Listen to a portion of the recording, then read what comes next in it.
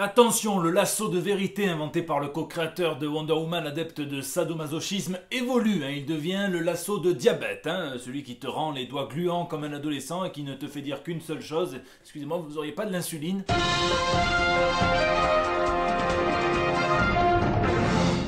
Putain, c'est où qu'on appuie sur B pour annuler l'évolution, quoi? Il était psychiatre, Marston, il était pas dentiste, merde. Ici votre fidèle commis des comics, vous êtes dans l'émission qui fait le tour de l'actu de l'industrie du comic book et de ses dérivés, c'est le 241e JT Comics. Souvenez-vous, on a tout à fait le droit de trouver Black Widow claqué au sol, surtout si on est sur Vormir. Et sans plus attendre, eh bien on passe aux news de la semaine. Spider-Turk. Ça se passe à Antalya, en Turquie, où un grand fan de Spider-Man a décidé d'aider sa communauté, surtout les plus âgés d'entre eux qui sont assignés à résidence à cause du Covid-19, et il va leur faire leurs courses déguisés en Spider-Man, et il leur livre dans le même état. Alors c'est évidemment le super-héros du quotidien parfait pour l'occasion, et pendant qu'on a vu il y a quelques semaines, souvenez-vous, ce Bruce Wayne parader avec du PQ, ce qui est officiellement devenu un loisir de milliardaire dernièrement, et bien là, on peut voir Spider-Man tâter des fruits, regarder pensivement des fraises, ça lui rappelle peut-être Mary Jane. Là j'ai cru qu'ils avaient fait un easter egg et qu'ils avaient mis Gwen Stacy en position finale, mais apparemment non, c'est juste des sacs plastiques. D'ailleurs apparemment Tante May a retrouvé un mec, encore une fois, c'est une serial loveuse. Tu sens qu'il est gentil mais que si Spider-Man lui casse sa barrière avec ses conneries d'escalade, il va se transformer en caïd en moins de 2. Point Liefeld. Avec le confinement, j'ai le temps de m'interroger sur le sens de l'existence et je me demandais qu'est-ce qui manque à ma vie, quoi. Et j'ai trouvé, ce qui manque à ma vie, c'est de voir Cable danser comme un épileptique que tu chatouilles en pleine crise, et justement, ça tombe bien puisque la X-Force débarque dans Fortnite, un petit peu après Deadpool qui les a précédés, qui va avoir un nouveau skin pour l'occasion et qui sera donc rejoint par Psylocke, par Domino et par Cable, qui pourront faire tous ensemble des top 1 après avoir rentré le top 4 des chiffres de votre carte bleue, parce que c'est pas gratuit cette affaire, ça coûte 15$ un personnage et 30$ les 3. Alors je suis désolé, j'imagine qu'en matière de news jeux vidéo, vous auriez préféré croire que ce leak, soi-disant d'une source proche d'Insomniac à propos du Spider-Man 2 sur PS5 soit vrai, ça avait l'air complètement fou, ça parlait d'Eddie Brock, J. Jonah Jameson, Mysterio, Miles Morales qui revenait, un système de temps, un système d'arbres de compétences spécifiques au symbiote, chaque costume aurait eu un symbiote, et bien sachez qu'il est complètement faux, c'est un mec sur Reddit qui a dit qu'il rêvait de devenir scénariste et qu'il voulait tester un petit peu ses capacités, il est tout content parce que ça a plu à tout le monde, mais c'est faux, voilà. Ou alors c'est une ruse, et c'est ça le problème avec les rumeurs, c'est qu'on peut leur faire absolument tout dire, et justement, en parlant de tout dire, savez-vous quelle est la différence entre un saumon et Rob Liefeld? Qui c'est qui a dit que le saumon dessinait mieux? Ah, vous êtes incorrigible. Au fond à gauche, t'es vu. Non, c'est juste que le saumon a un petit peu plus d'humilité. Pourtant, les deux adorent aller à contre-courant, puisque grâce à Marv, que je remercie, parce que moi je suis bloqué par Rob Liefeld, on avait un petit échange Twitter qui avait mal pris, paf, il m'a bloqué, et bien Marv il m'a envoyé des screenshots, j'ai vu qu'il a conseillé à Marvel pendant le confinement d'en profiter pour faire un grand ménage et enfin donner aux fans ce qu'ils réclament. Il a aussi dénoncé le principe de faire 30 variantes cover par gros numéro, et il n'a pas l'air d'apprécier les X-Men de Hickman, le Immortal Hulk ou ce que font plus généralement Jason Aaron, Kelly Thompson ou encore Donny Cates, et d'ailleurs ça a plutôt amusé ce dernier qui a teasé son nouveau comics, sa nouvelle création indépendante avec Dylan Burnett, avec qui il a fait entre autres Interceptor, il y a une épée géante, forcément, une épée que là pour cette fois il a laissé au fourreau puisqu'il aurait pu rappeler à Rob Liefeld qu'il y a 2 ans, il était plutôt chaud pour collaborer sur un bouquin avec lui. Et encore une fois, c'est du Liefeld tout craché, souvenez-vous, quand il avait perdu les droits sur son propre bébé, ça c'est con, mais la licence Youngblood qu'il avait créée, il avait dit que pour lui la licence était morte à ses yeux. Ah bon? Sauf que pour lutter contre le nouveau propriétaire de la licence, qui s'appelle Andrew Rev de chez Terrific Productions, qui a des méthodes qui sont aussi risibles que ce qu'elles ressemblent à celles d'un escroc, je trouve qu'il fait quelque chose de très malin, Liefeld, puisqu'il annonce 28 ans jour pour jour après la sortie du tout premier Youngblood, qui s'est écoulé à plus d'1 million d'exemplaires quasiment dans la journée de la sortie et qui a lancé la véritable carrière en indé de chez Liefeld, de chez Image Comics. Il annonce une toute nouvelle équipe qui s'appellera Echo 92. Il prétend que c'est une création de quarantaine, sauf qu'on peut y voir clairement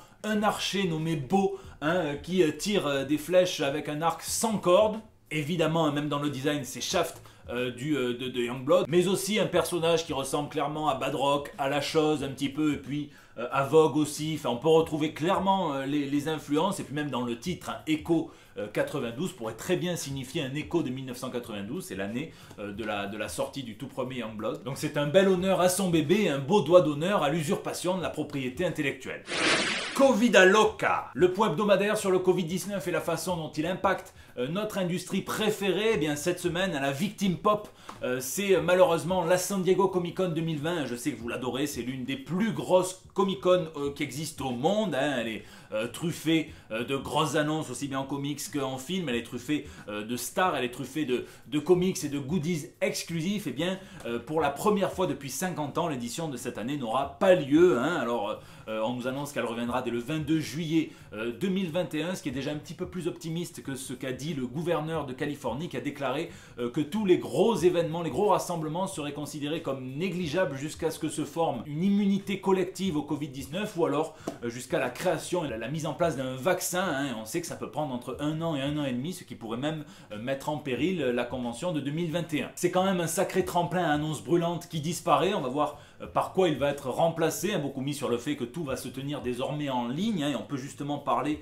de la CyberCon, la toute première qu'a organisé le week-end dernier donc Vincent Michel, le fondateur de la Claremont Geek Convention, donc qui a réuni sur un groupe Facebook dédié plus de 400 personnes donc, qui étaient là pour commander des dessins à une sélection d'artistes et les voir donc être faits en live. Donc les artistes, ça allait de Dalibor Talaïc à Fernando Danino, en passant par Juan Samu, par Nico Henrichon, par Spider-Guy ou encore par Mirko Kolak, dont on va reparler tout à l'heure parce que j'ai une exclue pour vous. Du côté de la distribution, le seul distributeur de comics, Diamond, a bien confirmé qu'il comptait reprendre leurs activités plus ou moins normalement, hein, donc dès la deuxième quinzaine de mai, en étalant toutes les sorties manquées sur une certaine période de temps. Seulement c'est le drame, ça ne convient pas à DC Comics qui eux veulent accélérer les choses, qui font sécession, preuve qu'ils n'avaient bien pas re-signé l'accord d'exclusivité qui les lie à Diamond, et ils vont passer par deux distributeurs différents et ils vont reprendre les activités dès la semaine prochaine, donc dès le 27 avril avec Lunar Distribution et UCS Comics distributeur. Bon, tu sens que Diamond fait bonne figure, mais qu'ils ont autant le seum qu'un mec qui se fait larguer par sa femme après la toute première et unique panne sexuelle, hein, ça arrive. Enfin, j'ai un ami qui m'a dit que ça pouvait arriver. Quoi qu'il en soit, ce n'est qu'une solution temporaire, puisque dès le retour plus ou moins à la normale des choses, c'est toujours Diamond qui distribuera une bonne partie des comics VO de chez DC. D'autre part, en France, ça y est, on sait que dès le 19 mai prochain, les sorties reprendraient, hein, pour la plupart des éditeurs. Si on en croit Max Faraday, qui est libraire, que je vous conseille d'aller suivre sur sa chaîne YouTube, sur Twitter ou même sur Instagram. Et d'ailleurs, certaines librairies ont d'ores et déjà réouvert, hein, selon certaines conditions particulières de livraison, hein, du click and collect, pour pas qu'il y ait trop de mouvements. Donc n'hésitez pas à vous renseigner auprès de votre libraire. D'ailleurs, aux States, on a pu voir plusieurs créateurs, hein, lancer des enchères pour aider justement les librairies comics, hein, soit sur Twitter avec le hashtag Creators for Comics, soit carrément sur eBay, hein, où Jim Lee a réuni pas mal de potes artistes à lui pour une grande vente aux enchères qui va d'ores et déjà rapporter plusieurs milliers, voire plusieurs dizaines de milliers de dollars au fonds d'aide aux librairies. Du pain sur les planches. L'actu comics repart un petit peu cette semaine, hein, bien souvent par le biais directement des artistes, des auteurs via leurs réseaux sociaux. C'était déjà une tendance largement répandue, elle risque de s'ancrer encore plus fortement, comme par exemple cet américain scénariste qui a travaillé à la CIA et qui pense que ça peut le protéger du courroux du sorcier britannique Alan Moore, hein, puisque Tom King tease une maxi-série, donc peut-être 12 chapitres, hein, une maxi-série ambitieuse, dont il signe lui-même l'écriture, qui sera dessinée par Jorge Fornes, et on sait, hein, qu'il s'était déjà emparé de Watchmen dans son crossover, un Flash Batman intitulé The Button. On sait qu'il avait déjà teasé plusieurs fois un projet, qu'il étudiait Watchmen pour un projet, clin d'œil, drague de rue un peu lourde. Et bien là, on peut voir, hein, au mur de cette pièce la même peinture que celle que l'on voit chez Ozymandias. Merci tonton Alan. Scott Snyder annonce quant à lui le report de la sortie de la suite de Batman Metal, donc Death Metal, donc qui a été rallongé, hein, puisque ça permettrait apparemment de comprendre et de mettre à plat toute la continuité d'ici et de bien comprendre sa cosmologie, donc l'univers régulier, tous les multiverses, le Dark Multiverse, l'Hypertime, rien que ça, hein, tout ça en plus avec un Birex que l'on appellera Schnouf. Attention, une news exclusive pour vous, hein, Todd McFarlane s'apprête à lancer une toute nouvelle série dans l'univers de Spawn et il va collaborer avec l'artiste Mirko Kolak, hein, qu'on a pu voir chez Marvel, sur les X-Men, sur Red Skull, chez DC, sur Red Hood par exemple, mais aussi chez les Indés avec du Red Sonja. Et je suis très content pour lui, bravo Mirko, et je suis sûr qu'il va déchirer parce qu'il a vraiment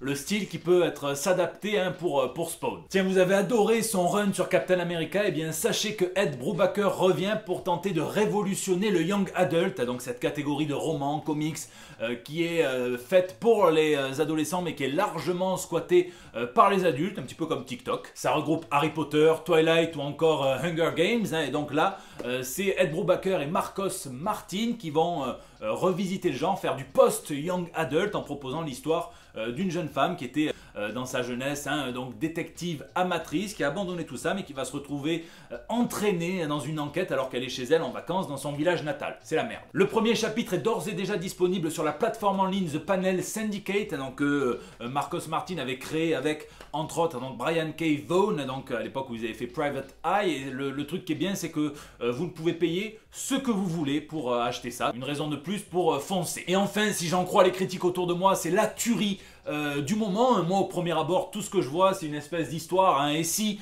Calvin avait découvert le crack lors d'une balade avec Hobbes, hein, mais Tiger King va avoir droit à son adaptation en comic book chez Tidal Wave. Ça sera sous forme de flipbook biographique, donc d'un côté ça racontera l'histoire de Joe Exotic qui donc est un chanteur de country, qui est un magicien, qui est un soigneur d'animaux et donc qui a été emprisonné pour tentative de meurtre, et de l'autre côté ça racontera la vie de Carol Baskin qui elle sauve des animaux dans son refuge, hein, donc Big Cats. Ça sera écrit par Michael Frizzell et dessiné par Joe Paradise. Je sais pas si c'est un pseudo ou pas, mais c'est parfait en tout cas. Et par contre, si vous voulez des couvertures un petit peu plus jolies, n'hésitez pas à contacter Yann Valani, il a l'air d'avoir kiffé et il dessine un petit peu mieux que ça quand même.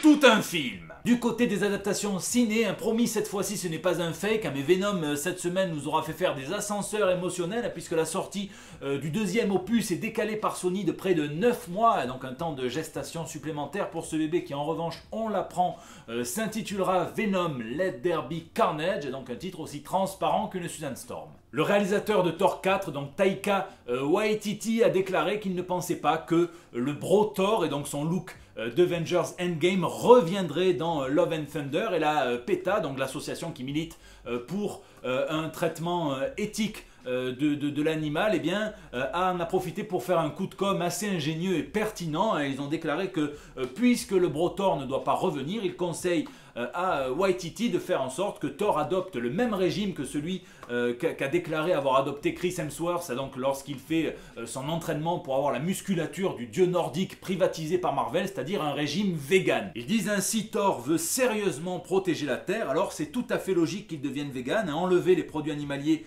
de son régime pourrait permettre d'économiser près de 4000 litres d'eau, 10 kg de dioxyde de carbone émis et 3 mètres carrés de forêt par jour, ainsi que la vie donc sauver la vie de près de 200 animaux par an. Alors est-ce que Thor va être rebaptisé Tofu, fils d'Odin? Est-ce que pour être digne de Mjolnir, il faudra désormais manger de la quinoa? Est-ce que Marvel va créer un tout nouveau personnage baptisé Red Soja? On verra bien. Chez DC, une bonne et une mauvaise nouvelle. Je commence par la mauvaise, mais la sortie du Batman de Matt Reeves a été décalée de 3 mois, la repoussant au 1er octobre 2021. Et donc il faudra patienter un petit peu avant de pouvoir voir l'approche un petit peu différente du réalisateur sur ce personnage, puisqu'une approche dite humaniste et métaphorique de ce super-héros iconique. La bonne nouvelle, c'est que HBO a officialisé donc une série sur la Justice League Dark qui serait produite par J.J. Abrams. C'est disponible exclusivement sur la plateforme HBO Max qui sera lancée le 27 mai prochain au doux prix de 15 $ par mois. C'est l'équivalent des roulettes pour MacBook Pro des plateformes de streaming. En tout cas, entre ça et les projets de Greg Berlanti, donc la série sur Green Lantern et la série Strange Adventure, il me tarde d'en savoir plus sur l'univers d'ici d'HBO. Et enfin, Netflix a fait le bon choix en signant un accord qui les autorisait à piocher en tout premier sur toutes les propriétés intellectuelles de l'éditeur indépendant, petit mais costaud, Boom Studio, chez qui on a Bone Parish, Giant Days, Misfit City, Mech Cadet U, Mouse Guards, pour qui Disney a littéralement été un piège à souris puisqu'ils ont simplement supprimer ce projet qui était hérité de la Fox, mais vous avez aussi Something is Killing the Children. En tout cas, je vous laisse me dire, est-ce que vous rêveriez de voir adapté à l'écran? Est-ce que vous regarderiez d'un œil concupissant?